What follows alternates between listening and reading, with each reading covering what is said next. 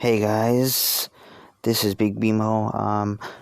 This is actually after I made my part one to this new series, but I just wanted to let you know there's a lot of spoilers on the Supernatural series. So please, if you don't want to hear these spoilers, if you're like currently watching it, or if you're you just don't want to hear spoilers about a show you don't know, or something like that, just please leave now.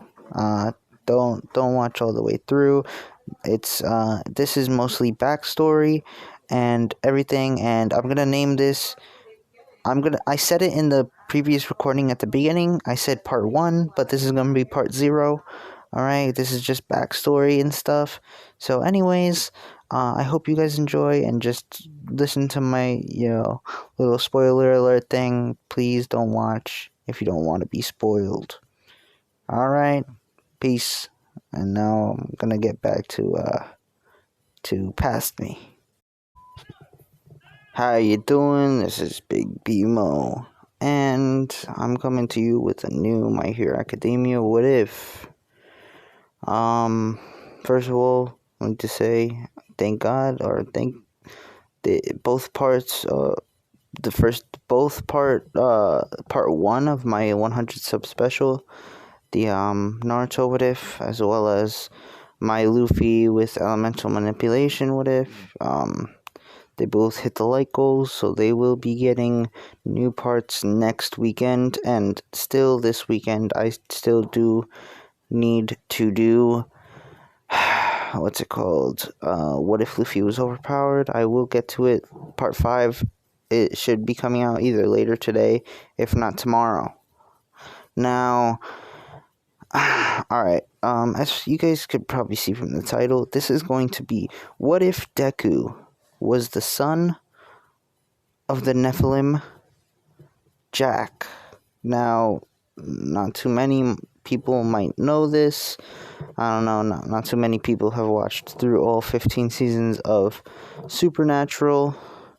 I guess you can't exactly call Jack a Nephilim anymore from episode 19 in season 15. But basically, let me just explain that I'll explain Jack and stuff. I'll explain what happens in Supernatural before I get into this what if. Now, Jack is the son of Lucifer and a human. Now, Nephilims in the series, at least in the series Supernatural, are known to be extraordinarily more powerful than. Yeah, they're known to be extraordinarily more powerful than angels, and obviously angels are like 100 times more powerful than humans, if not multiply that by like a 10 or 100 more. Like the angels are powerful beings. Now, being that Jack was the son of a archangel, that means his power, the only one able to stop his full power would be God himself. Now, or at least in the series, Amara, who is God's older sister. Now, yeah, it's a whole lot of convoluted plot line. Anyways, so within the 15th season, Jack loses his power. Then he becomes a bomb to kill God and his sister, but it doesn't work out. And so he's casted into a place called the Empty, which is literally nothingness. Yeah, so that's where angels and demons go when they die.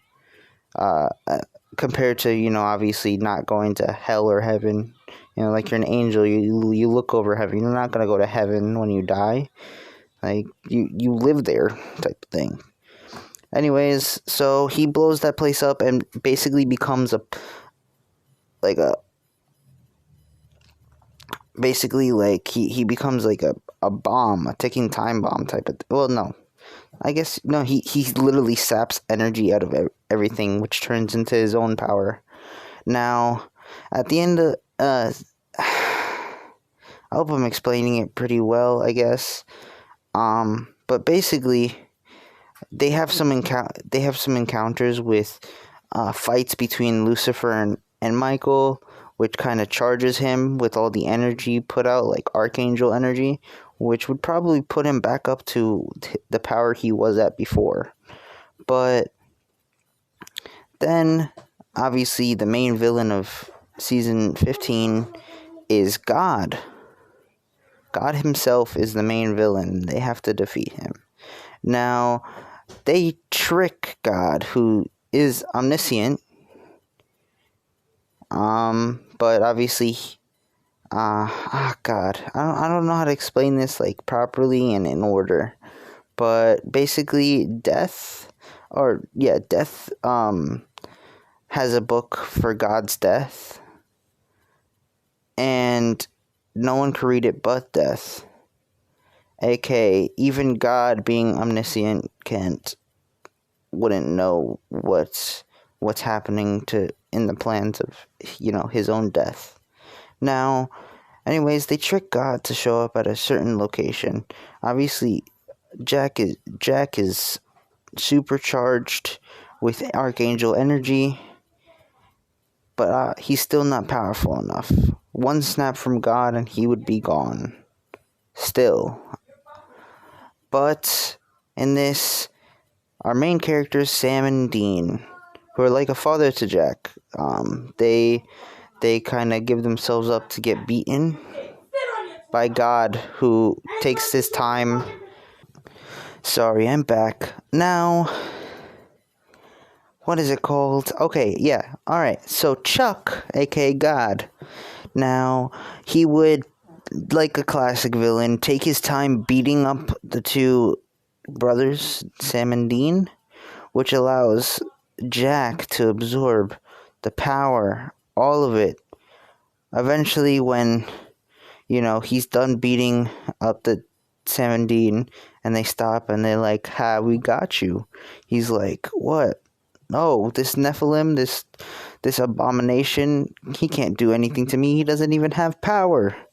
And, obviously they'll explain the whole thing about him being able to absorb energy even from Michael and Lucifer, who had a little skirmish. Anyways, so Chuck would try to snap his fingers, obviously eventually realizing that he has no power. But, in turn,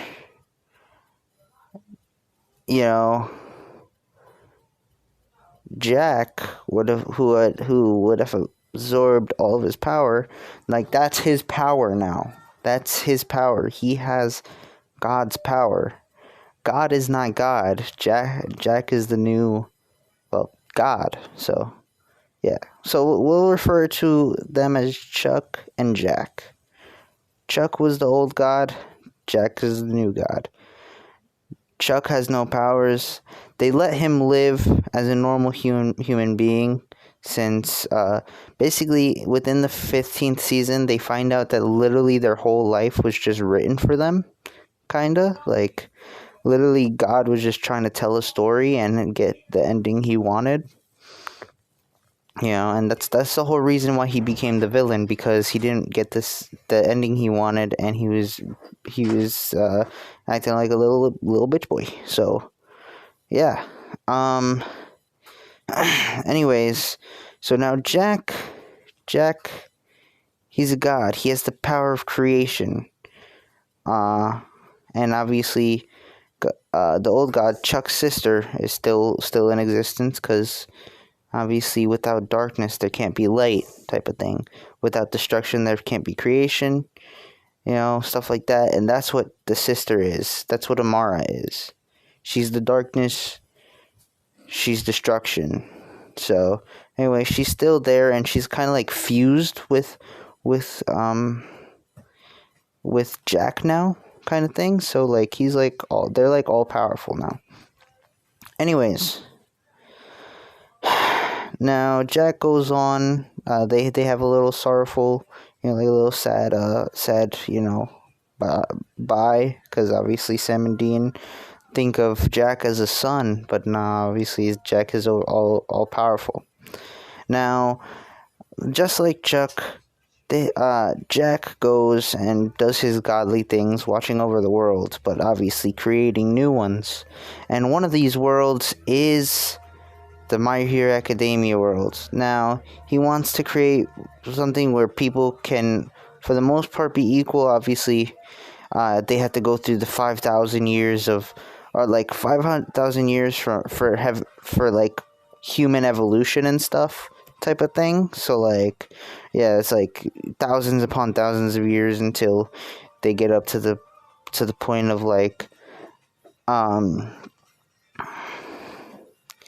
the point of advanced technology, like the present time, or even past this present time. And people gained quirks, obviously it being in its like 4th or 5th generation or something like that. I don't know how long quirks have been there, but yeah.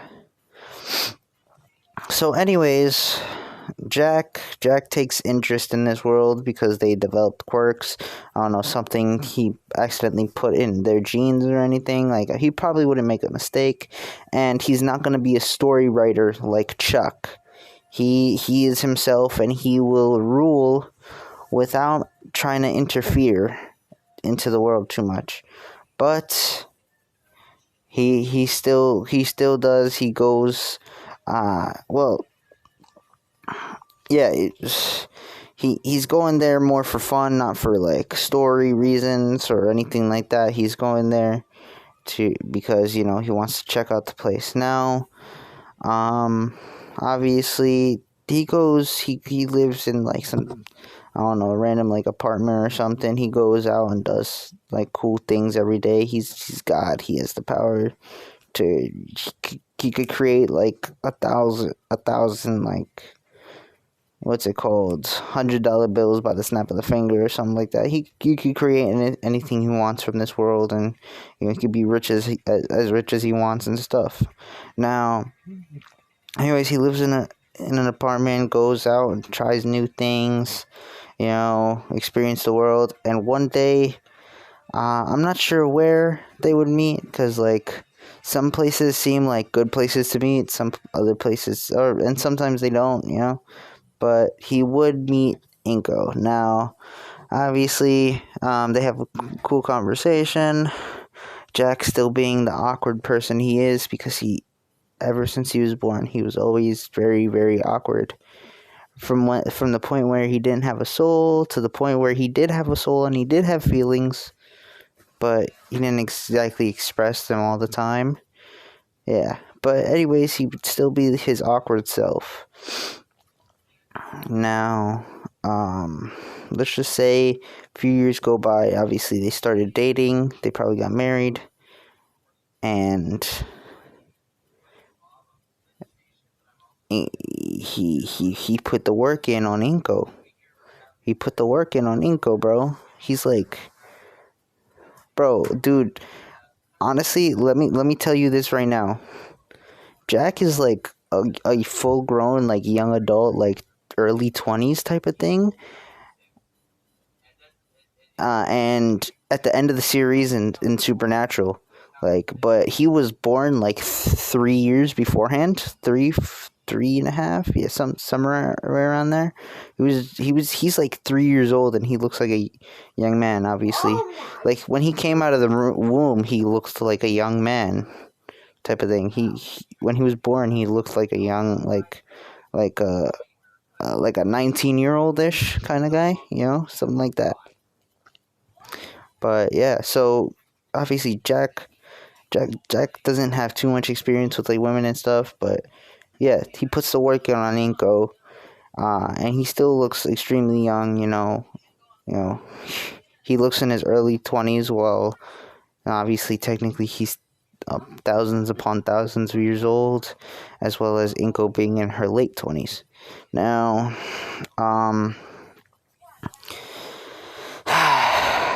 alright, now, Inko was obviously pregnant, and I'm sorry to do this. I hate having series where Inko dies for like no reason, But just like with how Jack was born, Inko will not be able to survive the birth of such a such a being, basically. Now, while Inko is pregnant, like Jack is God, so he does have some things to do, but he always comes and checks up on them, as well as the fact that like leaving them for like 9 months isn't all that bad. He's always within every world he created. He's always there. He's literally a part of everything. So, and that's what he clarified at the end of the series. Like, dude, you don't need to call for me. I'm literally there. I'm literally everywhere. And so, yeah. Now, um, anyways, the 9 months passes, and Inko's about to give birth, and Jack's just realizing, like, oh my God, I can't believe it. Like, how did I not think of this? Like, she's not going to survive, but she will go to a heaven, like a heaven that's beautiful and stuff like that. And in this world, I'm not sure if I should create it. I'm just gonna say no, for the fact that like this world's gonna be a peaceful one where there was no demons, heaven or hell. But Jack has power, man. If she dies, she can go with him, live a peaceful life. But obviously, she's not gonna have power like he does. He's just gonna be a normal soul floating, or a normal soul traveling with Jack. Now, that's she's gonna be his love for eternity, and she's always gonna watch over Izuku. Anyways, Izuku's born. There's a big flash of light. Obviously Inko's in pain, and she was like going through a couple days of kind of like suffering, and Izuku pops out. Now, the doctors, obviously she had to go to the hospital. Doctors are amazed. He's gonna be born a baby. I'm not gonna do anything abnormal like we did with Jack, or they did with Jack. But yeah, so he's gonna be born a baby, but obviously being orphaned right away. But he's born with much intelligence, due to the fact that due to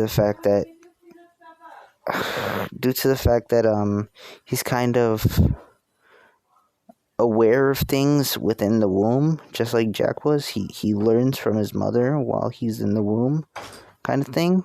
Like, and he also learns from his father, or like good influences outside of that, like Jack did with Castiel.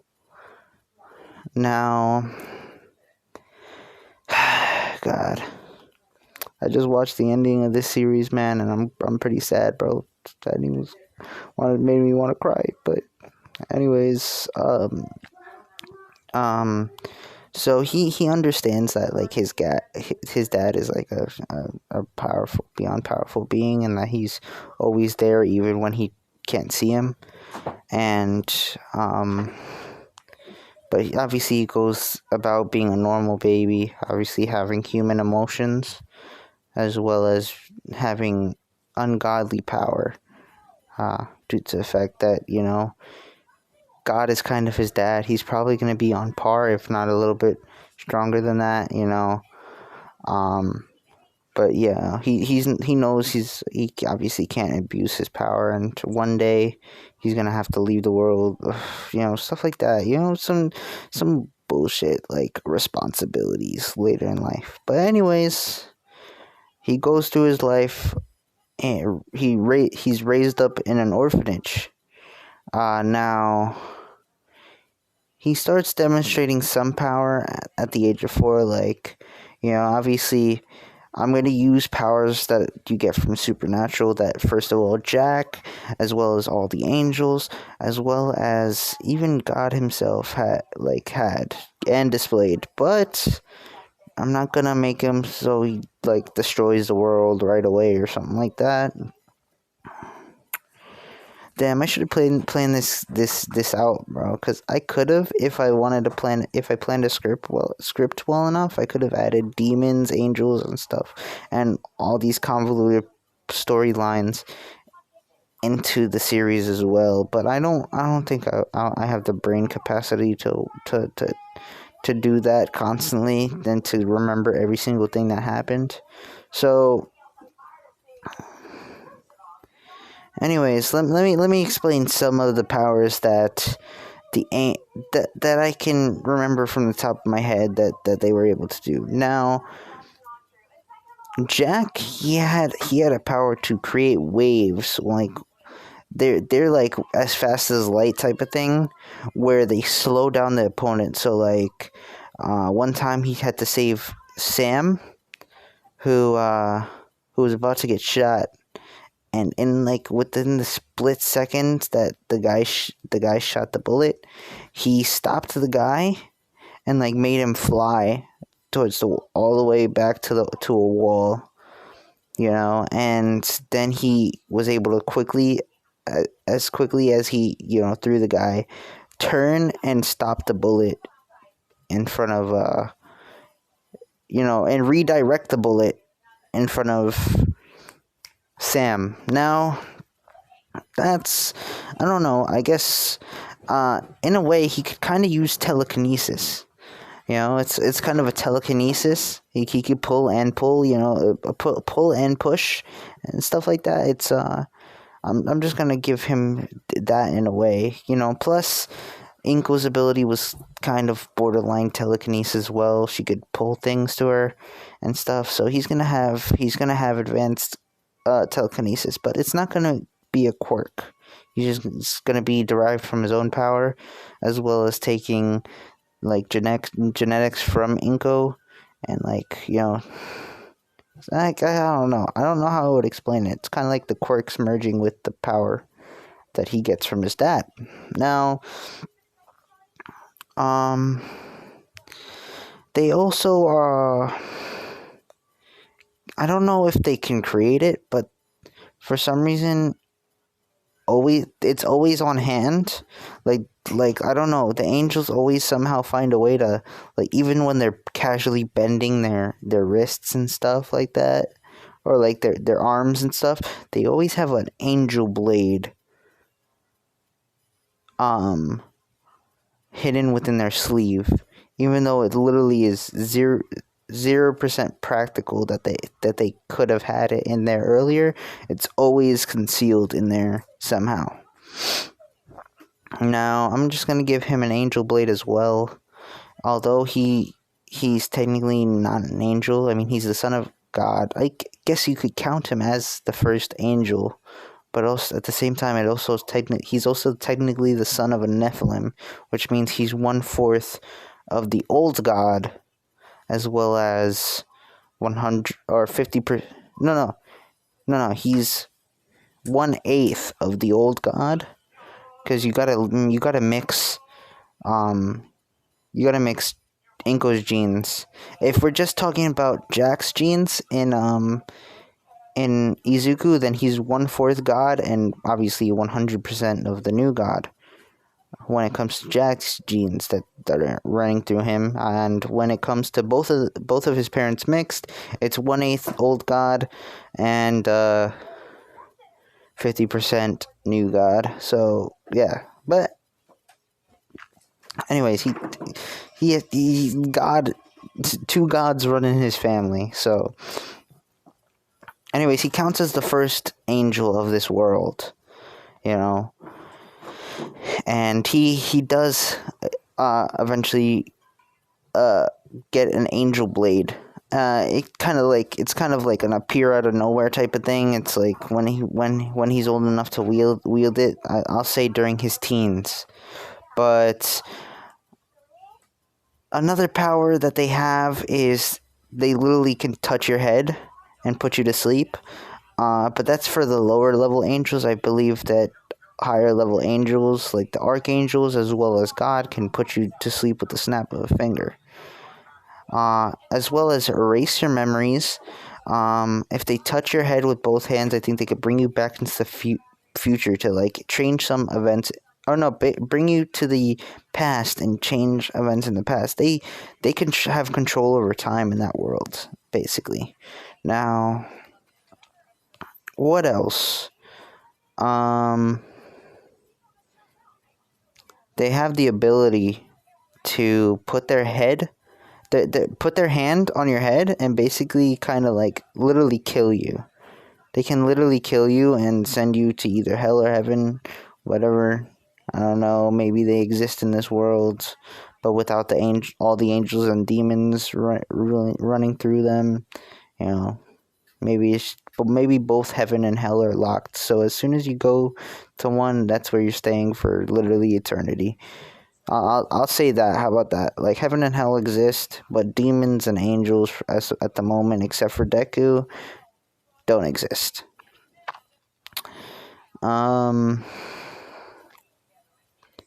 Anyways, he could literally purge you, kind of thing, like smite you type of thing, when he puts his fingers on your head.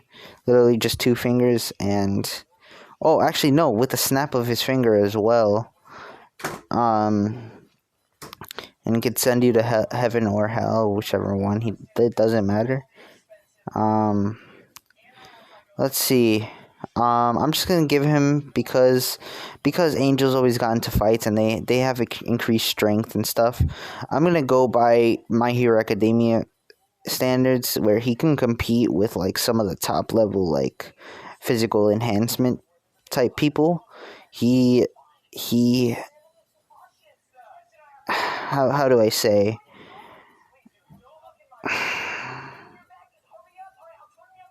How do I say? But yeah, he's his every physical ability he can have as like a normal human are all enhanced.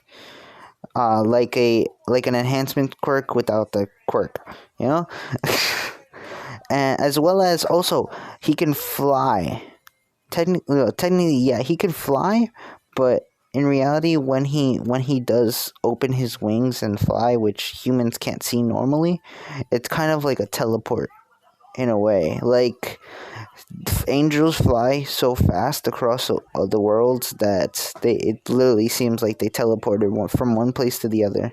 All you hear is a flap of their wings when they land, type of thing. And I'm not sure what else. I'm trying to remember through all of the series. Oh, yep. They can heal literally. They can heal other people from literally anything, kinda. Especially if Deku has as much power as his parent, his dad, or other angels like the archangels and stuff. He can heal disease. He can heal literally an arm that's torn off or something like that, stuff like that. He can heal all that. He can heal himself, and he's literally weapons don't phase him. Weapons do not phase him. Magic in a way is effective, but magic in this world does not exist like it does in the world of Supernatural.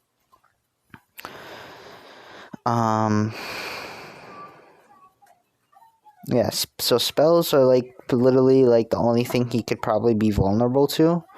He can, I guess, get hurt, but he doesn't have the capacity to feel it, because he can feel pain, but it's his tolerance is like literally maxed out when it comes to it. Literally nothing affects him. Like I think in the first series, in like season 4, when Castiel comes for the first time, Dean and Bobby use literally every single weapon they have, including the demon killing knife. Obviously, they don't have access to angel blades. They didn't know angels existed at this point. They don't have access to angel blades or any of the artifacts that can kill archangels or anything. So they didn't have any any weapons that are known for killing angels, because they didn't know that whoever was coming for Dean was an angel. So they literally freaking packed him with bullets and knives and stuff, and he literally just pulled the knives out, pulled the bullets out like it was nothing. Literally nothing. What else? There's, I swear to God, there's some other powers. There's a certain symbol that you can draw on blood. Draw with blood on a wall, and as long as you slap your hand on it, the angel will disappear or will be sent far, far away. But no one knows these symbols, obviously, because they have never had to deal with an angel before. But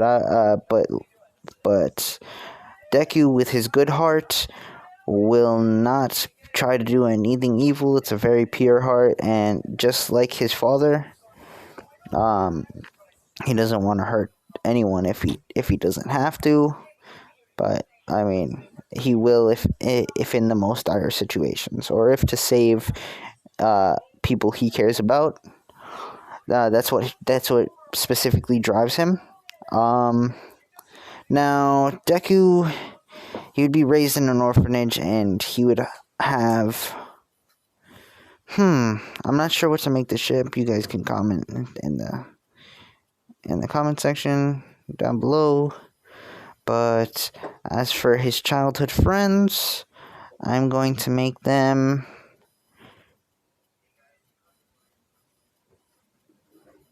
Jiro. Right, that's her name. Is Jiro the one with like the earplugs for things? Now, yeah. So we have Jiro, and we have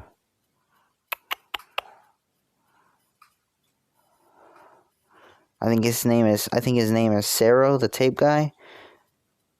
I'm not. Oh wait, no. Never mind, because they're not orphans. They both have parents. But anyways, let's just say he has some like common friends in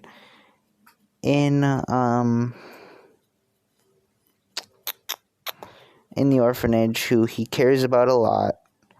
Like he has like a close relationship to them. I'm not gonna mention their names in this part. You guys can comment down below 2 friends who you would think would either visit an orphanage a lot, or like see him on a playground a lot, or are orphans in the series. Please comment them down below. Something like that, so I have an idea to create this story off of. But basically, this was kind of like explaining the powers and stuff, and explaining the backstory. Now, yeah, I think I'm gonna end it off there, and I think I'm just gonna call this part 0. All right. Yeah. So I hope you guys enjoyed. I hope you guys are interested in this one. I mean, if you guys aren't, I mean, that's perfectly fine. And if you guys don't like the spoilers, please, it's alright. I think I'm going to have to add. Yeah, I'll talk about that later. But, yeah. Anyways,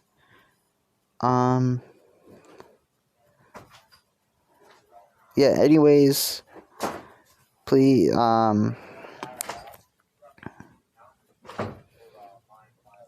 thank you, for watching. Leave some suggestions in the comments about the ship, as well as who his childhood friends would be. Like, if you want to add, like, oh, his childhood friends are these, and one of them is a girl, and like one of them, and that girl is the ship. Please do, if you want to do something like that. But oh God. Anyways, yeah, that's gonna be it for today. I should hopefully have enough energy to do another part right after this of what if Luffy was overpowered. But other than that, peace. I hope you guys enjoyed. Have a good night. See ya.